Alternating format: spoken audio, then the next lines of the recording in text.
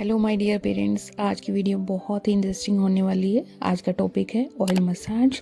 आज इस वीडियो में हम देखेंगे कि ऑयल मसाज कब से शुरू करें और कितनी देर तक करें, कौन सा ऑयल मसाज के लिए बेस्ट है, वेट गेन में ये कैसे हेल्पफुल रहेगा, नहाने से पहले करें या बाद में करें, और विंटर की ऑयलिंग समर की ऑयलिंग से कैसे अलग है। तो वीडियो स्टार्ट करते हैं। सबसे पहले तो आप न्यूबॉर्न फेज से ही, जब से बच्चा जन्मा है, आप तब से ही ऑयलिंग कीजिए। ऑयलिंग करने का मतलब ये नहीं होता कि आप बच्चों की एक्सरसाइज करें। ऑयलिंग का मतलब होता है कि बच्चे को आप सेंसरी स्टिमुलेशन देना है। न्यूरोमोटर डेवलपमेंट के लिए सेंसरी स्टिमुलेशन देना बहुत ही ज़रूरी है। आप बच्चों को जितना खुद का टच देंगे, स्पेशली मदर और बच्चे के रिलेटिव, उतना ही बच्चा डेवलपमेंटली अच्छा फील करेगा, बच्चे के सेंसेशन डेवलप होंगे, बच्चा अच्छे से फीड करेगा। एक ऑयल मसाज एक फीलिंग है, ये ऐसा नहीं है कि बच्चों की बोन ग्रोथ कराएगी, ऐसा बिल्कुल भी नहीं। इसलिए आप वीडियो में देख सकते हैं कि आपको जैसे लड्डू बनाते हैं, इस टाइप से बच्चे की एक्सरसाइज करानी है, मसाज करानी है। बहुत हार्शली आपको बिल्कुल भी नहीं यूज़ करना, लड्डू की तरह आपको धीमे हाथों से ऑयल मसाज करनी है। साथ में आपको ये ध्यान देना है कि जो प्री मैच्योर बेबीज़ हैं, स्पेशली उनकी मसाज टर्म बच्चे, जो हेल्दी बच्चे, उससे ज़्यादा ज़रूरी है। साथ ही साथ ऑयल मसाज से बच्चों की स्किन से हीट लॉस भी नहीं होगा और बच्चे का वेट लॉस भी नहीं होगा।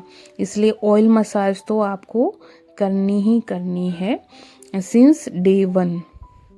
अब जो सवाल सबसे ज़्यादा पीक पे है कि कौन सा ऑयल बेस्ट है, देखो कोकोनट ऑयल और सनफ्लावर ऑयल मसाज के लिए सबसे बेस्ट है, साइंटिफिकली प्रूवन है ये।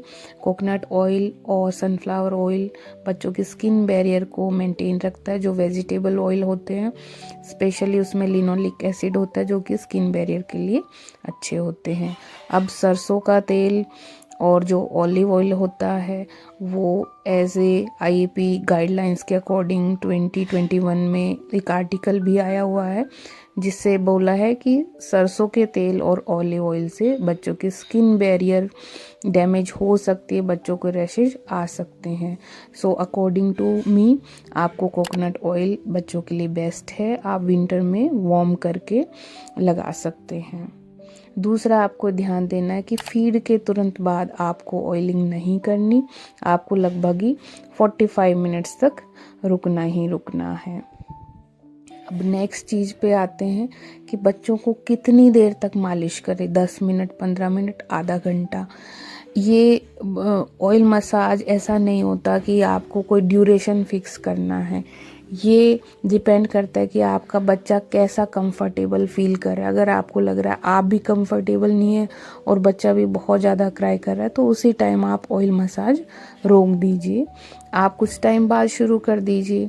जब भी आप फ्री हों आप ऑयल मसाज कर सकते हैं, दिन में 3 बार 4 बार ही, इसमें कोई भी बड़ी बात नहीं है। और अच्छी बात यह है कि ऑयल मसाज से बच्चों का कॉलिक भी रिलीव हो जाता है, इसलिए सोने से पहले बच्चों की एटलीस्ट पैरों की मसाज तो आप करें तो बेस्ट ही रहेगा।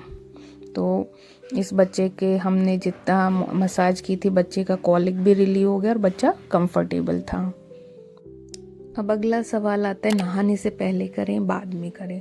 आपको समर में नहाने के बाद करें तो ठीक है, पहले भी आप कर सकते हैं 30 मिनट्स पहले, लेकिन विंटर में आपको नहाने के बाद ही ऑयल मसाज करनी है। उससे बच्चे की स्किन का मॉइस्चर भी रिटेन रहेगा और बच्चे को ठंड भी नहीं लगेगी। और जब भी आप बच्चे की ऑयल मसाज करें, उस टाइम बच्चे का रूम का टेम्परेचर आपको ज़रूर नॉर्मल रखना है। आपको बहुत देर तक ऐसा नहीं कि बच्चा ठंडा हो जाए और आप मसाज करते रहें। कि मसाज से वेट गेन में कैसे हेल्पफुल मिलेगा। इतनी सारी स्टडीज़ हुई हैं और ये देखा गया है कि जो बच्चे प्री मैच्योर्स होते हैं या जो देर से रोते हैं, जिन बच्चों को दौरा आता है, जो सुस्त होते हैं, उन बच्चों में मसाज को अर्ली स्टिमुलेशन बोलते हैं। इनफैक्ट हमारी नर्सरी में हम लोग ही डे 1 से ही बच्चों की स्पंज के बाद ऑयल मसाज देते हैं और हम पेरेंट्स को भी बोलते हैं जब भी वो विजिट पे आते हैं एनआईसी में, तो अपने बच्चों को एक बार अपने हाथ से ऑयल ज़रूर लगा के रखें। उसकी वजह से सेंसरी स्टिमुलेशन से बच्चों का न्यूरो डेवलपमेंट, रिकवरी में हेल्प मिलती है। ट्रस्ट मी गाइस, आपको ऑयल मसाज बच्चे की एक्सरसाइज के लिए नहीं करनी कि बच्चे को एक्सरसाइज कराना है और बच्चों की बोन को स्ट्रेंथ करना है। एक्चुअल में ऑयल मसाज तो बच्चों के स्टिमुलेशन के लिए होती है। एक बच्चा जब 1 महीने का हो उसके बाद आप बच्चे को एक्सरसाइज करा सकते हैं, लेकिन 1 महीने से पहले आपको न्यूरो स्टिमुलेशन के लिए, बच्चों की ब्रेन डेवलप के लिए मसाज बहुत ज़्यादा ज़रूरी है। अब आता है कि विंटर की ऑयलिंग और समर की ऑयलिंग में क्या डिफरेंस है। पहली बात तो आपको विंटर में ऑयलिंग नहाने के बाद ही करनी है। ऑयलिंग के टाइम में आपको थोड़ा ऑयल को गुनगुना करें और ऑयलिंग लगाने के कुछ टाइम बाद ही आप बच्चे को लोशन, बॉडी लोशन ज़रूर यूज़ करें।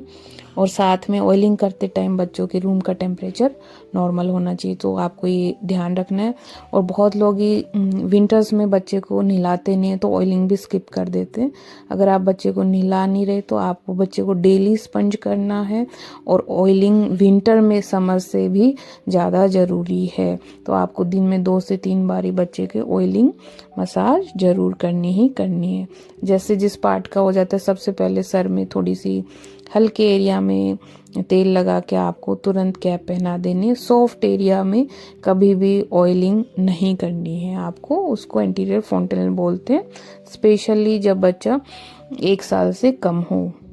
अब ऑयल मसाज के साथ जो सबसे बड़ी कॉमन मिस्टेक करते हैं कि बहुत लोग ही ब्रेस्ट वाले एरिया को प्रेस करते हैं थोड़ा सा सिक्रीशंस निकालने के लिए, या छाती पे बहुत ज़्यादा दबाव डालते हैं। आपको ये गलती भूल के भी नहीं करनी। ओपीडी में इतने सारे केसेस आते हैं कि ब्रेस्ट एरिया में काफ़ी ज़्यादा स्वेलिंग और पस भी हो जाता है, तो आपको ये गलती भूल के भी नहीं करनी है। आजकल मसाज वाली काफ़ी एक्सपर्टीज चली हुई है कि मसाज वाली को हमने लगा लिया है। वो लोग ही बच्चे की गर्दन को लंबा करने के लिए खींचते हैं, बच्चों को पैरों को साइकिलिंग मूवमेंट में दबाएंगे और बहुत ही ज़्यादा प्रेशर लगा के मसाज करेंगे और बच्चों को रुलाएंगे कि रोना अच्छी बात नहीं है। ये गलती आपको भूल के भी नहीं करनी। आपको मसाज वाली बिल्कुल भी नहीं लगानी। आपको खुद से सॉफ्टली, जेंटल हाथों से बच्चे की मसाज करानी। स्पेशली जो बच्चे 2 महीने से कम के हैं उनको आपको मसाज वाले के हाथ नहीं छोड़ना है। सो पेरेंट्स, आप बताओ आपको ये छोटी छोटी टिप्स कैसी लगी, आप बच्चे की कौन सी तेल से मालिश कर रहे हैं और बच्चा कैसा फील करता है। चैनल को सब्सक्राइब कीजिए, वीडियो को शेयर कीजिए, लाइक कीजिए।